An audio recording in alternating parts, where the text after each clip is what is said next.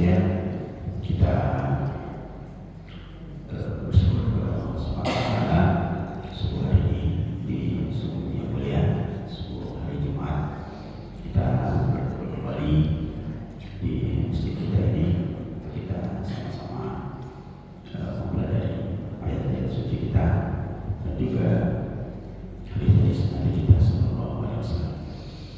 Insyaallah pada sebuah hari ini kita akan membahas tentang fikih kurban nanti pada fikih sholat Id. Sebagai pengantarnya, fikih kurban kita awali dari satu surah di dalam Al-Quran, surah yang kita pasti hafal sama-sama, surah Al-Kautsar. Allah berfirman, Inna a'tainaka al-kautsar fasholli li rabbika wanhar inna syani'aka huwal abtar. Sesungguhnya kami akan memberikan kepadamu wahai Muhammad al-Kautsar. Inna a'tainaka al-kautsar. Al-Kautsar, ulama menjelaskan apa yang dimaksud dengan al-Kautsar. Secara bahasa, al-Kautsar adalah al-khairul katsir, kebaikan yang banyak. Tetapi ternyata Rasulullah menerangkan sendiri tentang makna al-Kautsar. Cuma dalam dua hadisnya sedikit berbeda lafadznya. Yang pertama, al-Kautsar itu adalah nahrun fil jannah. Dia adalah sungai di surga. Dalam riwayat yang lain, al-Kautsar itu berupa telaga, tapi telaga di padang mahsyar. Dari situlah kemudian dijelaskan bahwa kalau dia di surga, al-Kautsar itu maka dia bentuknya sungai. Adapun kalau dia di padang mahsyar, dia berbentuk telaga. Kita lanjutkan sedikit hadisnya. Ma'una ahla minal asal. Al-Kautsar itu sungai atau telaga, airnya lebih manis daripada madu. Adadu kuusihi ka'adadin nujum fis sama. Jumlah gelasnya yang disiapkan sebanyak bintang-bintang di langit. Ujungnya sangat menyenangkan. Rasul mengatakan, man syariba minhu syurbatan lam yadma abadan. Barang siapa yang diberikan izin untuk minum dari telaga itu seteguk saja, maka dia tidak akan pernah haus selama-lamanya. Jadi itu nanti kali-kali ini satu teguk syekh belum. Nanti insyaallah secara mengalir kita bahas itu. Alhasil di ayat berikutnya, fasholli li rabbika wanhar. Salatlah untuk Tuhanmu dan berkurbanlah. Sedikit fikih bahasa yang begitu indah dalam Al-Quran. Bapak-bapak sekalian, Allah mengatakan salatlah untuk Tuhanmu. Kenapa Allah tidak bilang salatlah untukku atau salatlah untuk Allah? Tapi Allah mengatakan salatlah untuk Tuhan. Ternyata ulama membahas bahwa hikmah dari kalimat itu, salatlah untuk Tuhan, supaya nanti kalau kita sholat kita tidak merasa berat. Kenapa? Karena kita sholat bukan untuk siapa-siapa, untuk Tuhan saya. Jadi kalau misalnya ada orang bilang, tolong ini capek-capek dia sembahyang, tidak ada yang dapat, maka kita akan jawab, terserah saya capek juga bukan untuk siapa-siapa, untuk Tuhan, Tuhan saya. Itu begitu maksudnya. Dan ternyata gaya bahasa ini, bahasa Quran ini, itu ada dalam gaya bahasa kita sehari-hari. Kalau bapak marah-marah sama anaknya, dia bisa bilang sama istrinya, kau itu bagaimana caranya mendidik anakmu itu? Anak, padahal itu adalah anak dia juga. Itu untuk memberikan pendekatan. Atau mirip-mirip itu, ini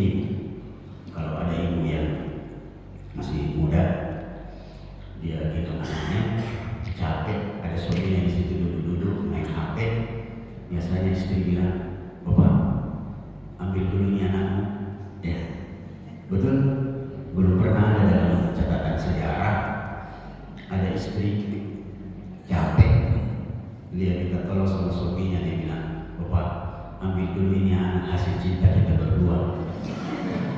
Tidak ada. Dia bilang anakmu. Untuk apa itu? Supaya dia bilang capek tidak apa-apa. Memang ini anak saya. Nah, itu salah satu hikmah dari gaya bahasa dalam Al-Quran. Nah, semuanya sudah kita langsung diskresinya. Wanhar dan berkurbanlah. Berkurbanlah. Nah, jadi kalimatnya kurban, bukan korban. Beda antara kurban dengan korban. Kurban itu asal katanya dalam bahasa Arab kurban, sebuah perbuatan yang dimaksudkan supaya kita dekat dengan Allah. Sedangkan korban korban perasaan, korban lalu lintas dan seterusnya. Nah, dari sini Bapak Ibu yang sekalian, kita akan membahas bahwa dalam agama kita berkurban dalam bahasa Arab disebut sebagai udhiyah. Bahasa Arabnya udhiyah. Kenapa disebut udhiyah? Karena dia berhubungan dengan dua waktu, Idul Adha dan waktu duha. Pemotongan hewan kurban itu hanya akan dilakukan setelah sholat Idul Adha, dan sholat Idul Adha hanya akan dilakukan pada waktu duha, yaitu setelah terbit matahari dan menunggu kira-kira 7 sampai 10 menit. Jadi kalau sekarang syuruk kira-kira jam 6:03, maka 6:15 itu sudah boleh dilaksanakan. Hanya saja ada tuh banyak hal yang ditunggu oleh panitia. Jadi biasanya kalau Idul Adha itu kurang seperempat jam 7 sudah dimulai. Itu yang pertama. Bapak Ibu sekalian, ulama kita berbeda pendapat apa hukum berkurban, apakah dia wajib atau dia sunnah muakkadah.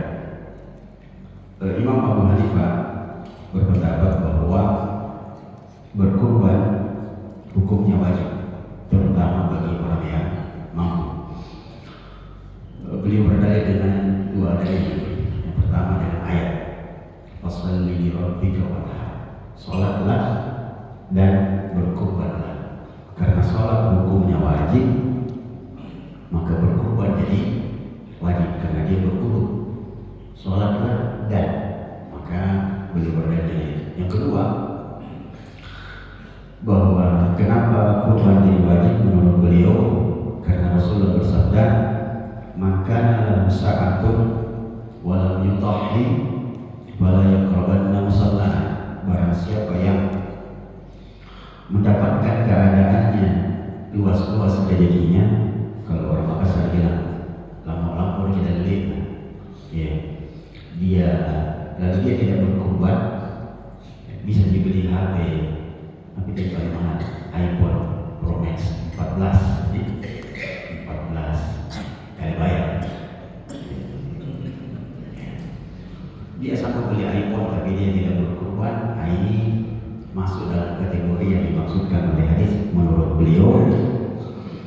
Barang siapa yang luas rezekinya lalu dia tidak berkurban, fala yaqrabanna musallana, maka jangan dekat-dekat dengan tempat sholat kami. Musalla maksudnya lapangan, bukan definisi Indonesia. Definisi Indonesia musalla itu yang kecil, yaitu buatan Sunan Kudus. Sunan Kudus itu membuat beberapa istilah sebagai bentuk politik bola. Dari situ beliau menganggap bahwa hukum kurban, terutama yang kaya, yang luas hartanya, maka dia wajib. Adapun jumhur ulama Imam Malik, Imam Syafi'i dan Imam Ahmad berpendapat, dan ini lebih kuat, bahwa berkurban itu hukumnya sunnah. Baik, sampai situ. Berikutnya, bolehkah kita buatkan satu bentuk pertanyaan, lalu nanti kita baca hadis satu insyaallah. Bolehkah seorang istri berkurban atas nama dirinya sendiri? Jawabannya boleh.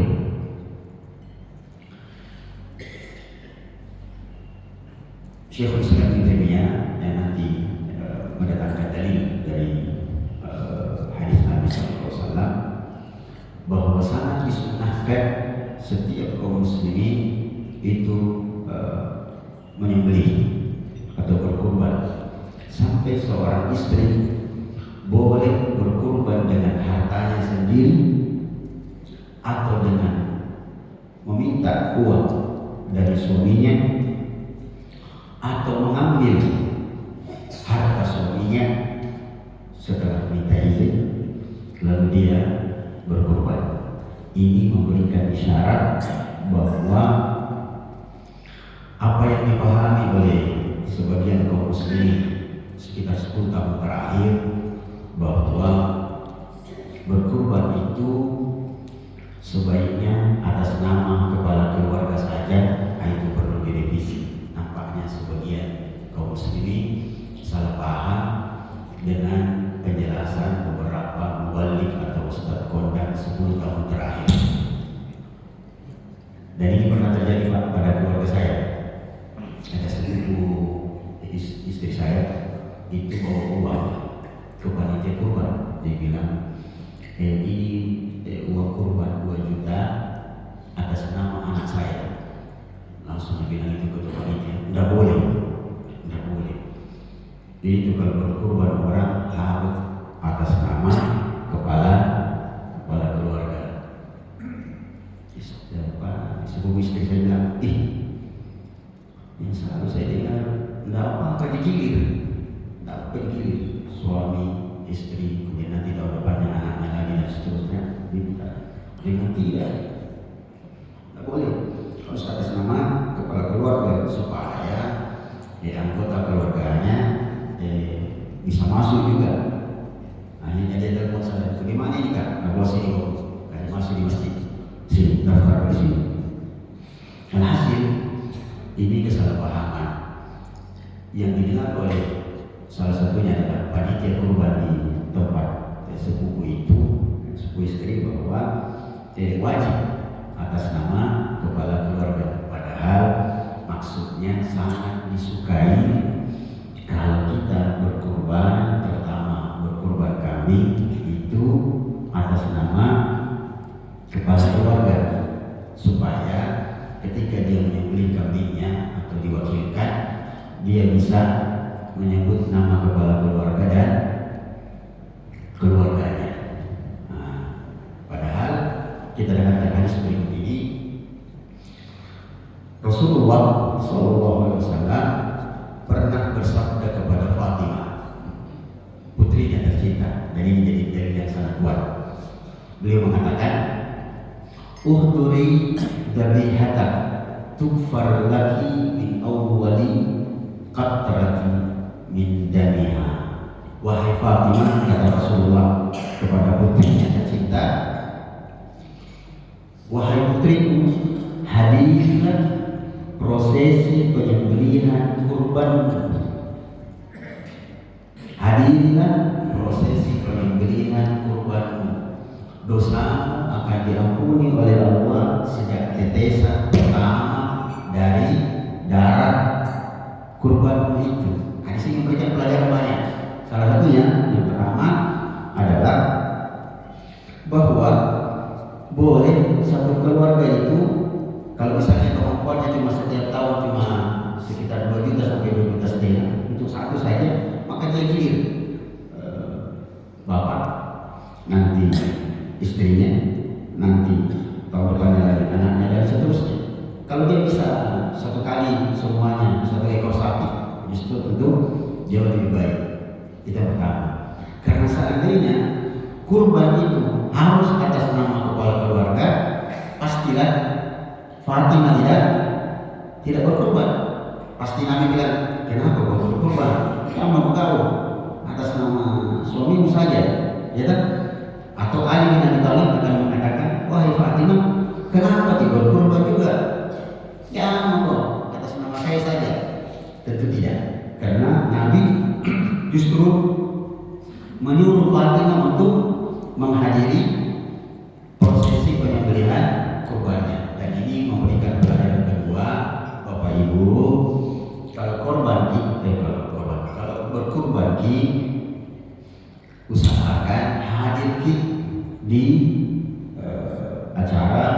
prosesi penyembelihan. Sekalipun tidak wajib, cuma disukai dan disunahkan menghadiri.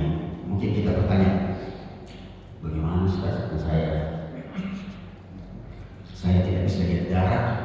Maka yang dimaksud tidak mesti kalau kita hadiri prosesi penyembelihan kita ada di situ lihat darah, tidak mesti. Kalau di situ disembelih, situ kayaknya baik disembelih kurban, dia ada di masjid atau di wilayah ini, maka itu sudah masuk kategori dia menghadiri prosesi penyembelihan. Tapi kalau dia ada di situ dan sebelum disembelih kurbannya dia tanya Pak Ustadz yang pegang parang, Ustadz kelompok berapa? Pak Ustadz, oh itu nama, bisa saya selfie dengan sapi? Kan boleh, dipegang dulu, nah itu sangat baik. Nah itu berikutnya Bapak Ibu sekalian. Jadi boleh berkurban satu keluarga digilir. Ya, kalau nanti suatu saat rezekinya besar dan dia bisa menyembelih satu ekor sapi untuk satu keluarga untuk 7 orang, dan itu jauh lebih baik.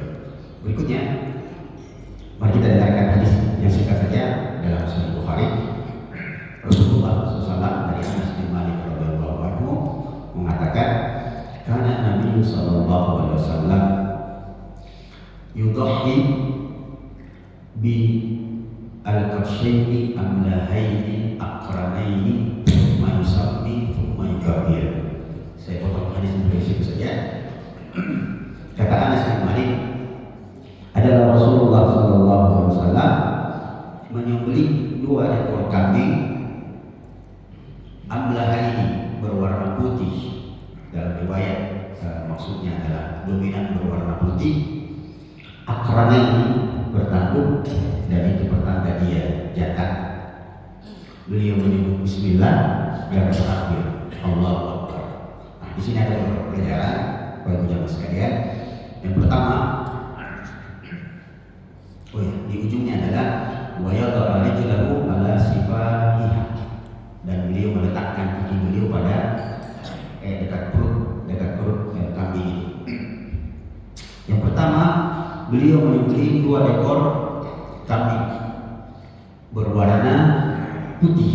Maka di sini memberikan pelajaran kalau kita menyembelih kambing, berkurban dengan kambing, hendaknya mencari yang berwarna putih atau dominan putih. Apa hikmahnya? Bapak Ibu, hikmahnya besar sekali. Salah satu penelitian Profesor Mustafa Yaakob, Imam besar Istiqlal yang sudah meninggal sebelum diganti oleh Pak Prof. Rabboni, Pak Nasruddin. Beliau mengatakan, saya pernah mengadakan penelitian tentang rahasia di balik hadis ini. Kenapa Nabi cari kambing putih atau dominan putih? Ternyata didapati bahwa kambing putih itu dagingnya lebih padat dan lebih empuk, dan dia lebih lembut dibandingkan kambing yang berwarna lain. Makanya diusahakan kambingnya minimal dominan putih. Kalau ada warna lainnya, coklat, hitam dan segala macam, diusahakan dominan putih. Yang kedua, hikmah psikologisnya, kenapa kambing putih? Supaya kita berusaha menjadi orang-orang yang selalu memutihkan hati kita. Hikmah lainnya adalah kenapa hampir tidak didapati hadis Nabi menyembelih kambing hitam, bukan berarti tidak boleh. Ternyata pelajaran psikologisnya yang sangat penting. Carilah kambing putih supaya kita menjadi umat yang tidak selalu mau mencari kambing hitam.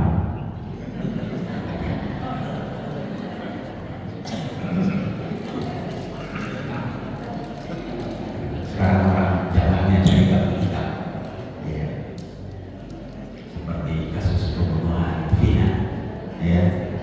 Kasihan kuli bangunan, hati-hati ada kuli bangunan. Yang kedua, karena ini dia bertanduk, itu memberikan isyarat penting dan memang disebutkan dalam hadis, dia jantan. Nah, kenapa jantan dan bertanduk? Karena jantan dan bertanduk umumnya harganya mahal, dan itu memberikan pengaruh pada bobot pahala. Apa boleh menyembelih kurban atau akikah kambing betina? Boleh, karena disebut kafsyain. Ya, itu mutlak. Dia dalam bahasa Arab, bahasa Arab mutlak. Kambing itu boleh jantan, boleh betina. Cuma saja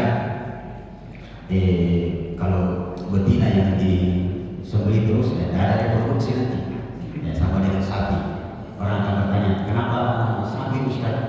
Sapi jantan terus disembelih kalau kurban orang? Bukan yang betina, bahaya. Kalau kambing betina yang disembelih atau sapi betina habis, nanti tidak ada reproduksi nanti. Sedikit tambahan Pak, saya belum lama tanya-tanya orang yang juragan kambing, kenapa itu kambing yang betina itu biar tidak ada pejantannya hamil terus? Kan saya main-main, tiada misalnya betina, betina latihan, dicurigai siapa yang ambil. Nah, ternyata itu ada rahasianya. Kambing itu memang istimewa. Ya, mungkin di sini ada ibu dokter. Ternyata kambing istimewanya adalah rahim, di dalam rahimnya itu ada bank sperma. Yang penting kambing itu sudah pernah hamil satu kali, maka dia akan hamil terus. Dia tidak ada akhirnya. Itu kelebihan kambing. Alhasil amlahaini akramaini, semua yusalli. Kemudian beliau menyembelih dengan tangannya dengan membaca Bismillah. Dalam riwayat tambahannya beliau bertakbir, berarti Bismillah, Allahu Akbar.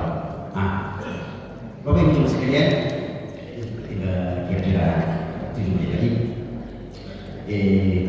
Diusahakan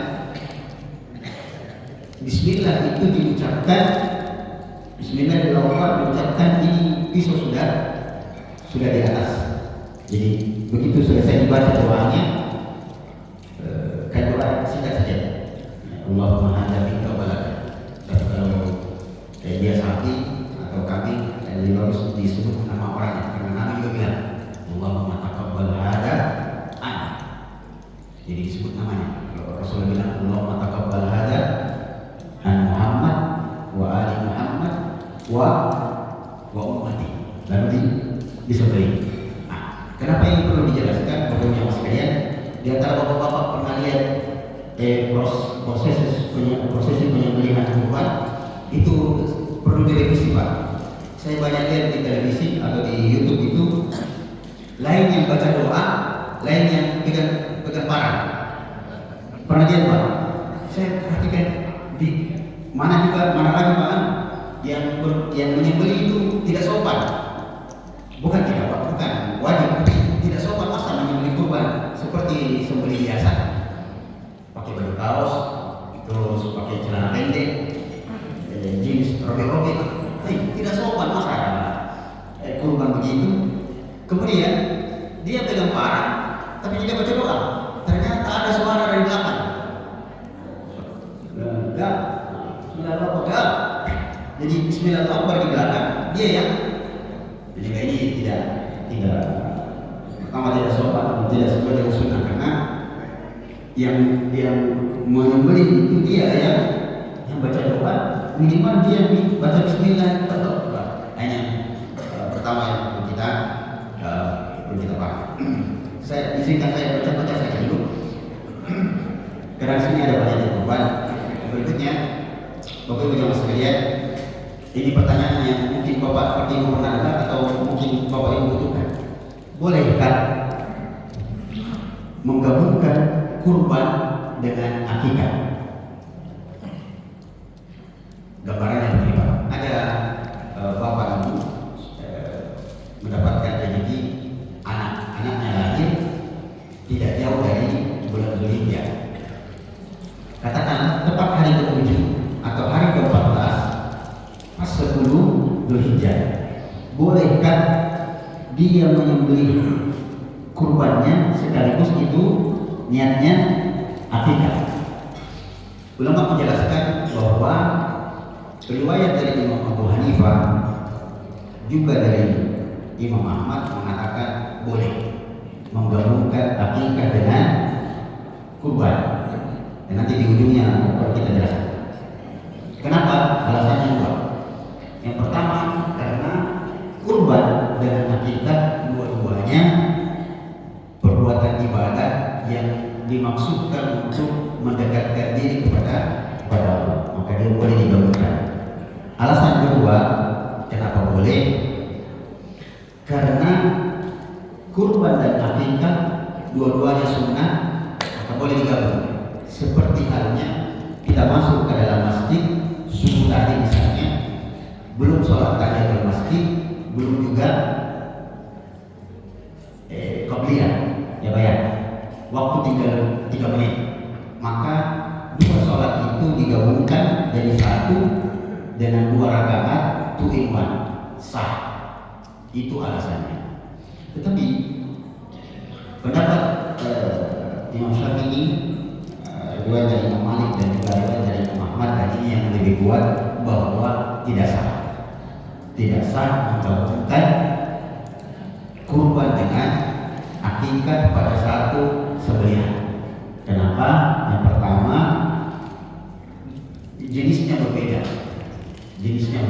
Kurban punya hukum sendiri, akikah punya hukum sendiri. Yang kedua, maksudnya berbeda. Kurban itu yang menyembelih meneteskan darah, sedangkan akikah tujuannya adalah untuk hal yang berhubungan dengan kelahiran.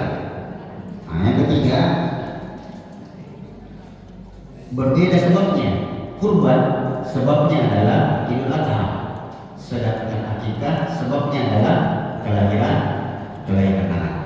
Di ujungnya ulama kita mengatakan kalau ternyata ada yang menggabungkan antara kurban dengan akikah dan kelihatan ekonominya ya segitunya, maka jangan dilarang. Mudah-mudahan diterima. Hanya saja yang lebih kuat dan lebih baik dipisah antara kurban dengan akikah. Apalagi akikah itu umumnya pakai kambing. Kalau anaknya laki-laki 2 kambing. Maka kalau mau ya dipisah saja, supaya kalau anaknya laki-laki mau kurban sekaligus akikah, pisah, satu untuk kurban, satu untuk akikah. Bagi terakhir sedikit lagi sebelum kita sekalian, dan ini banyak dibahas orang, bolehkah daging kurban dimasak oleh panitia lalu dikonsumsi, dikontrol dan segala macam? Jawabannya boleh dengan syarat. Syaratnya apa? Yang pertama, yang makan dari daging kurban yang dimasak itu bukan cuma panitia. Yang makan adalah masuk tamu-tamunya, dan terutama sangat diutamakan shahibul kurban. Jadi itu.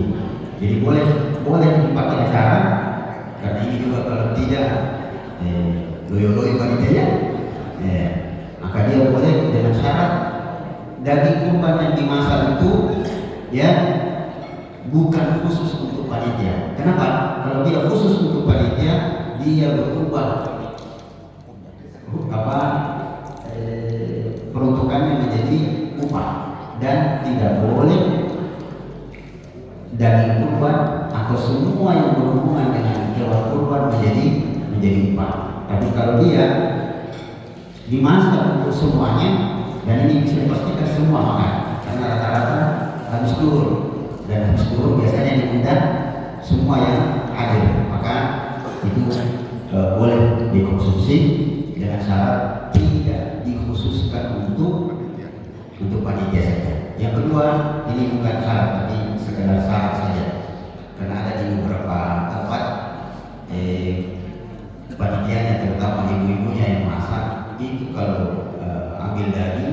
itu bukan 5 kilo, 10 kilo, 20 kilo. Nah, ini juga berlebihan. Karena yang dimasak itu Pak, Ibu, bukan dagingnya untuk panitia dan yang lainnya. Tulang-tulangnya saja. Kalau ada daging jauh berlebihan. 5 kilo itu sudah lumayan itu. Atau 10 kilo lah. Ada yang sampai 20 kilo, 30 kilo. Yang mubazir itu kasihan orang punya hak di situ. Maka itu beberapa hal yang berhubungan dengan kurban. Nanti insyaallah pada kesempatan lain kita sambung hal yang berhubungan dengan kurban. Atau siapa ada yang perlu kita diskusikan. Assalamualaikum warahmatullahi wabarakatuh. Iya Pak.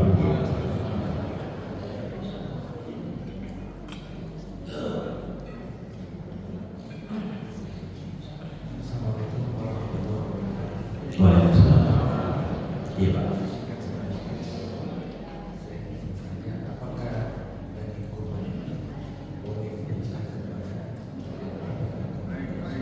Muslim, ya.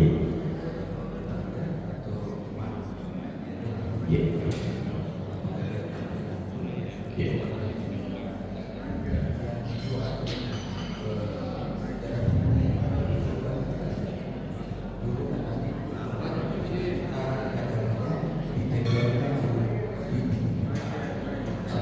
Saya kurang dengar ini Pak. Iya, iya. Dulu katanya secara kurban itu lagi itu dipersembahkan untuk darah dagingnya ditempelkan di muka. Apakah ini kurban ini mengikuti orang-orang Quraisy atau itu ada? Sudah. Bolehkah daging kurban itu dibagikan kepada non-muslim? Jawabannya boleh sebagai hadiah. Tapi sebelum dibagikan kepada non-muslim tersebut, teman-teman kita atau teman sejawat dan seterusnya, tetangga, tapi didahulukan dulu orang Islam. Nanti sudah selesai semua saudara kita yang muslimin, maka diberilah kepada kenalan kita, mungkin tetangga yang muslim, boleh. Dan dengan harapan mudah-mudahan itu yang akan melembutkan hatinya. Itu disebutkan dalam beberapa penjelasan ulama. Boleh Pak dibagi, tapi ya didahulukan dulu saudara kaum muslimin. Ada tetangga mertua saya itu non muslim, itu kalau dia lihat orang berkurban dia hadir gitu, berharap juga. Maka kalau kita lihat ini datang juga dapat disisipkan untuk dia. Ada sejarah kurban untuk kaum muslimin itu berawal dari peristiwa Ismail yang akan disembelih. Ketika akan disembelih diganti dengan kibas, ya. Jadi bukan mengikuti apa yang dilakukan oleh orang-orang kafir Quraisy. Nah, cuma memang kalau kita mundur lagi ke belakang, kurban itu sudah ada sejak Nabi Adam. Kurban sudah ada sejak Nabi Adam, yaitu peristiwa Qabil dan Habil. Kan peristiwanya Qabil itu harus menikah dengan adiknya Habil. Dia perkawinan silang. Qabil tidak mau karena saudara kembarnya lebih cantik daripada saudara kembarnya Habil. Maka untuk jadi solusinya keduanya disuruh berkurban. Qabil sang kakak itu petani, Habil sang adik itu pengembala. Qabil mempersembahkan hasil pertaniannya yang buruk. Kalau beras misalnya dia beras kelas rendahan. Nah, sedangkan Habil mempersembahkan kambing, dan itu kambing yang terbaik. Nah, isyaratnya siapa yang kurbannya disambar api, itulah yang diterima kurbannya. Nah, ternyata yang disambar api adalah kambing. Nah, dari situ dijadikan dasar beberapa pendapat orang juga nanti ke Nabi, yang mana lebih afdal jadi hewan kurban, kambing kan atau sapi. Begitu Pak ya, bisa dengar. Yang mana lebih afdal? Banyak yang mengatakan, bahkan itu juga dari beberapa imam mazhab, kambing. Kenapa? karena peristiwa Ismail itu digantikan oleh kambing. Ya, Nabi sendiri menyembelih lebih banyak kambing. Ya. Maka dia lebih afdal. Tetapi kalau kita melihat hadis, kita akan dapati nanti ujungnya adalah yang afdal untuk dikorbankan adalah yang mahal. Semakin mahal semakin afdal. Kita dengarkan hadisnya singkat saja. Barang siapa, kata Rasulullah, yang masuk ke masjid di hari Jumat pada jam pertama, maka dia mendapatkan pahala seperti berkurban dengan onta. Siapa yang datang di jam kedua, dia seperti berkurban dengan sapi. Siapa yang datang di jam ketiga, maka dia seperti berkurban dengan kambing. Kita sambung hadisnya supaya jelas. Siapa yang datang pada waktu yang keempat, kira-kira kalau diukur protokol sudah bicara, maka dia seperti bersedekah dengan ayam. Siapa yang detik-detik khatib sudah akan naik lalu dia masuk, maka dia seperti bersedekah dengan telur.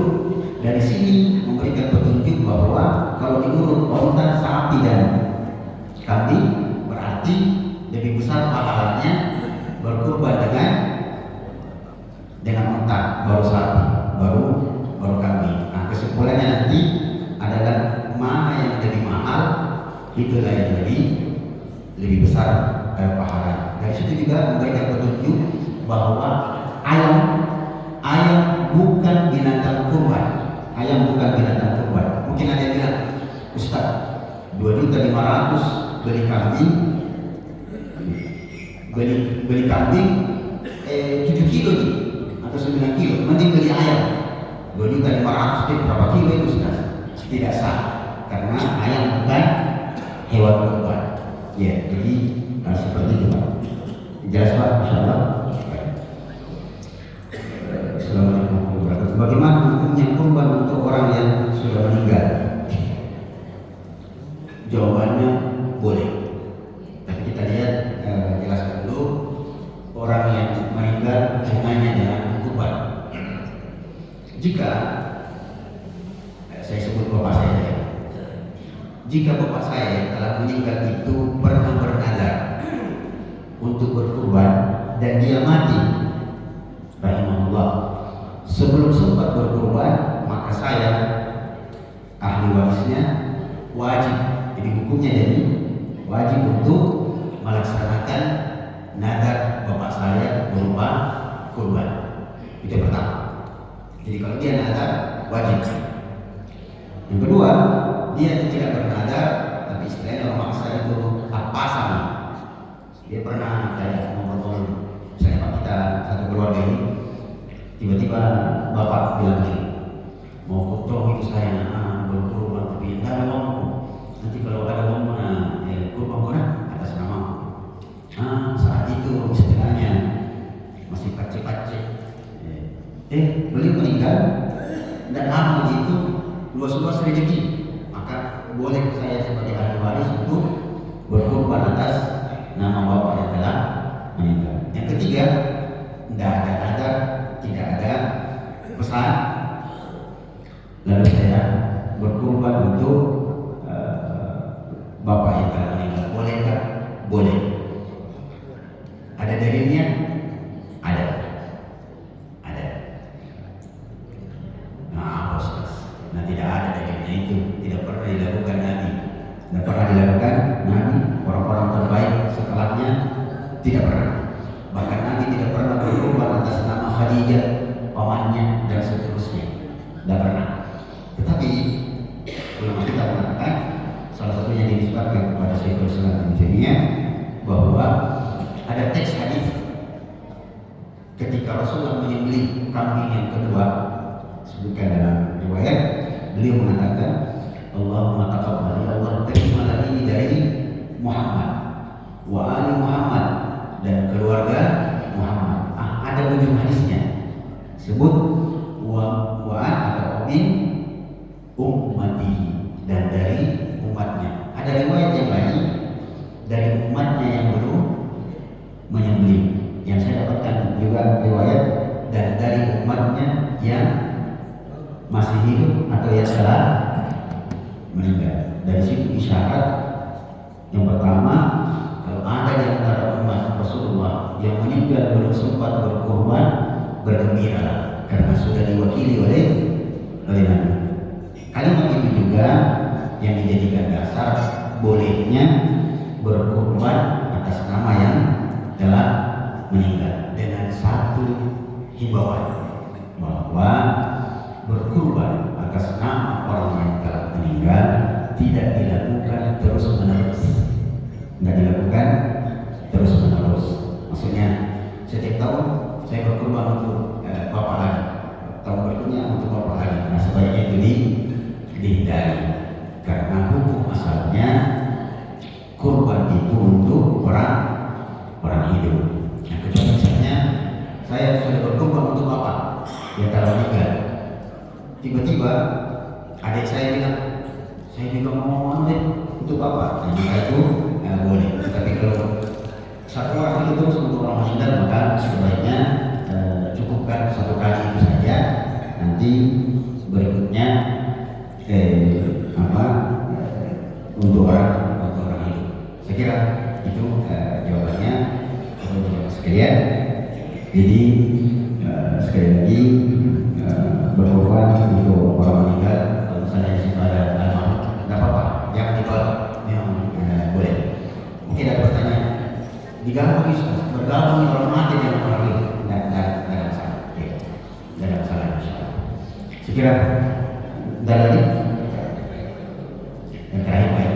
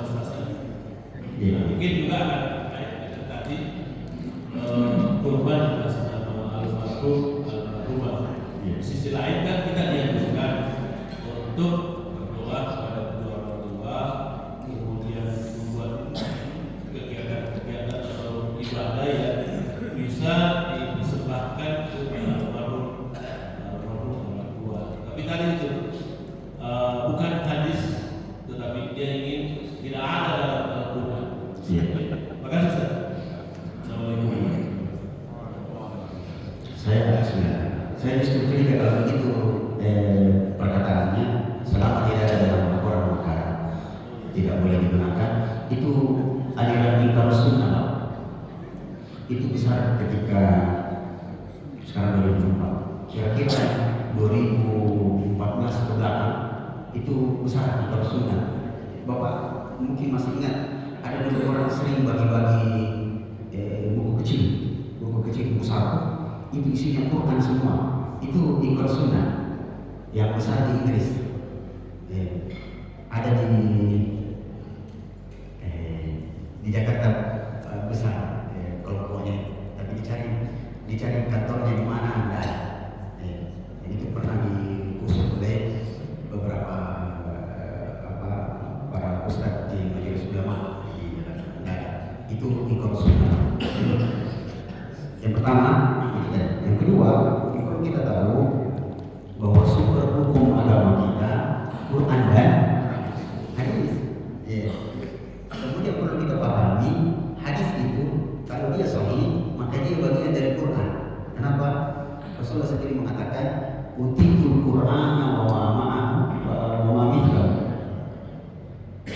Utitul Qur'ana wa mithlahu ma'a. Aku diberikan Al-Quran dan yang semisal dengannya, yaitu hadis. Maka Allah mengatakan atii'u Allah wa atii'ur Rasul. Jadi Quran itu justru dijelaskan oleh hadis. Kalau dia pemahaman selama tidak ada dalam Al-Quran maka ditolak, itu bahaya. Coba perintah sholat Jumat itu ada dalam Al-Quran, tapi tata cara sholat Jumat tidak ada dalam Al-Quran. Bagaimana caranya sholat Jumat? Ayo, ada dalam Al-Quran tata cara sholat Jumat? Tidak ada. Sholat jenazah tidak ada dalam Al-Quran tata caranya, tidak ada.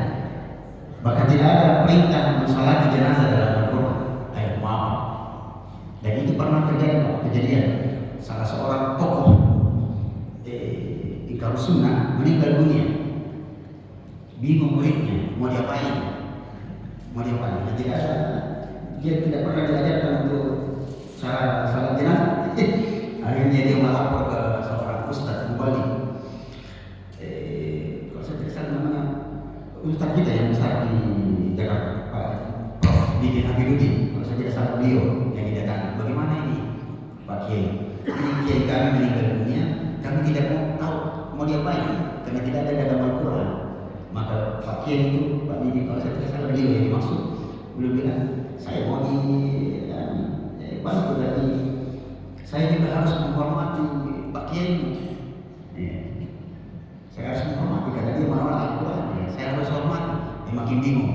Akhirnya itu cara Pak Kiai supaya orang ini sadar. Dan bagaimana Pak Kiai? Bilang, saya melakukan tapi harus kembali ke sunnah, tidak ada dalam Al-Quran. Dia bilang, yuk Pak, laksanakan. Ini seperti itu. Itu masalah yang kedua. Yang ketiga hubungannya dengan tidak perlu didoakan lagi, seperti juga ini untuk orang mati, karena dia berdasarkan hadis. Tidak mati Adam yang kata main amali. Ini senjata Al-Quran. Dia bilang tidak ada dalam Al-Quran, tapi dia sebut hadis. Bagaimana ceritanya? Dia bilang tidak ada dalam Al-Quran itu melakukan perbuatan seperti ini. Ya, karena kalau orang sudah mati tidak ada hubungannya dengan dunia, tapi dia menggunakan hadis. Bagaimana ceritanya? Tidak. Alhasil Rasulullah mengatakan, "Idza mata ibnu Adam inqata'a min amalihi illa min salat." Coba kita dengarkan teks hadisnya. Jika seseorang telah meninggal dunia, terputuslah amalannya.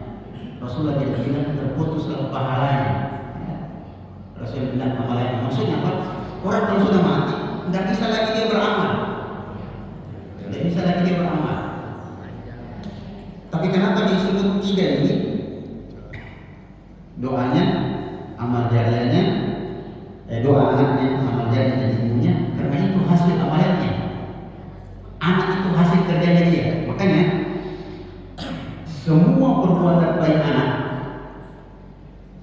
otomatis langsung mengalir kepada orang tuanya. Dia langsung mengalir. Hanya saja, dan ini sebagai stressingnya nanti, bahwa Rasulullah pernah didatangi oleh seorang sahabat. Orang itu mengatakan, "Mata ummi." Rasulullah, mati mamaku belum. Bolehkah saya bersedekah atas namanya? Coba lihat. Bolehkah saya bersedekah atas namanya? Boleh. Dan sebaik-baik sedekah untuk mamamu yang telah meninggal itu air minum. Jadi sedekah yang paling baik adalah air minum. Mungkin dia akan membantah. Nah, itu kan anak dengan bapak atau anak dengan orang tuanya. Tapi kan tidak boleh untuk orang lain, itu untuk anak saja. Boleh melakukan orang hidup melakukan perbuatan baik untuk orang lain yang tidak ada hubungan saudaranya. Dalilnya di mana? Dalil tentang badal haji. Biasa dengar badal haji. Suatu saat Nabi berhaji, tiba-tiba di sampingnya ada seorang sahabat, saya lupa namanya. Dia bertalbiyah. Karena orang kalau mau haji dia sebut labbaik Allahumma hajjan wa umratan. Kalau dia tamattu, labbaik Allahumma hajjan mutamatti'an atau kirana atau mufradan. Sahabat itu dia berteriak bertalbiyah, didengar lagi. Apa dia bilang? Labbaik Allahumma hajjan an syubrumah. Saya bertalbiyah menghajikan saudara saya bernama Syubrumah. Nabi tahu namanya ini sahabat. Nabi bilang, siapa itu Syubrumah? Dia bilang, sahabat wahai Nabi. Saya cinta sekali sama sahabatku itu. Tidak ada hubungan keluarga, tapi sahabatnya. Saya menghajikan dia. Lalu Rasulullah mengatakan, kau sudah haji kan? Dia bilang belum. Maka Nabi bilang, hajikan dulu untuk dirimu, nanti kau hajikan untuk saudaramu itu. Situs tersebutnya adalah orang hidup melakukan perbuatan baik untuk orang yang telah mati padahal tidak ada hubungan keluarganya. Maka ya bagus tadi itu Pak, tinggalkan saja. Tinggalkan saja daripada lama-lama berdoa. Dan itu memang ada di sunnah.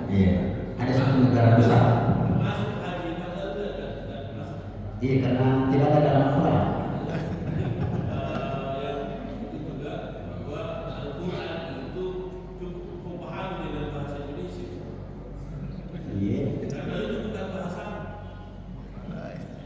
Coba berarti betul di sunnah.